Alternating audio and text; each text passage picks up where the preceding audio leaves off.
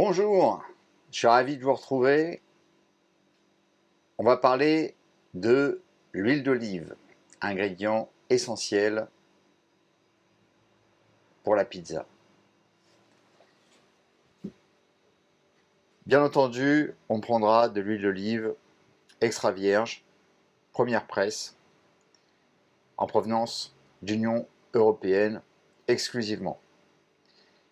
On peut avoir des huiles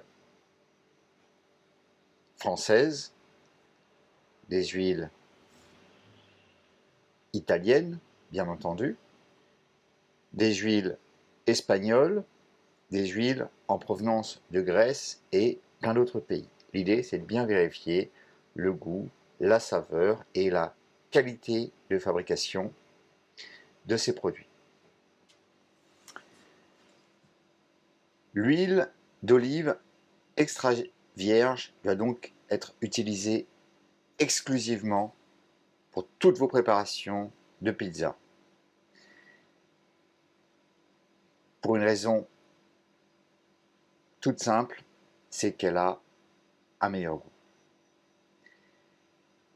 Aussi, on appréciera son taux d'ébullition qui est très élevé, soit environ 175 degrés Celsius. L'action de l'huile, c'est un émulsifiant, les ingrédients se mélangent mieux. Elle retarde le durcissement de la pâte.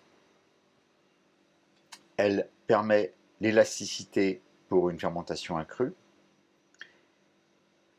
Elle est imperméabilisante. Elle empêche l'air d'entrer. C'est un lubrifiant. Elle lubrifie les micro-alvéoles de CO2. C'est un conservateur. Et enfin, elle donne du goût. On verra d'ailleurs que pendant la préparation de la pâte, on pourra mettre de l'huile d'olive.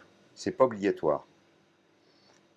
On verra que l'huile d'olive a tendance aussi à colorer la pâte et à freiner la pousse. Si vous êtes sur une fermentation lente, fermentation longue, 24 à 72 heures, pas de problème. Vous pouvez aussi utiliser l'huile d'olive pour filmer votre pâte pendant la phase de repos sur le plan de travail, qu'on appelle la phase de pointage.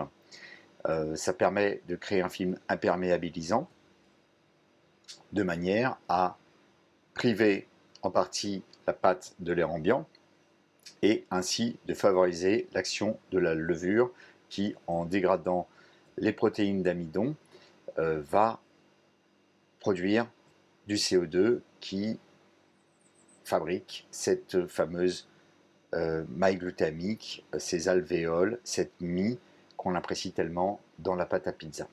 Enfin, l'huile d'olive va nous servir pour toutes nos préparations. Les sauces aromatiques, comme la persillade,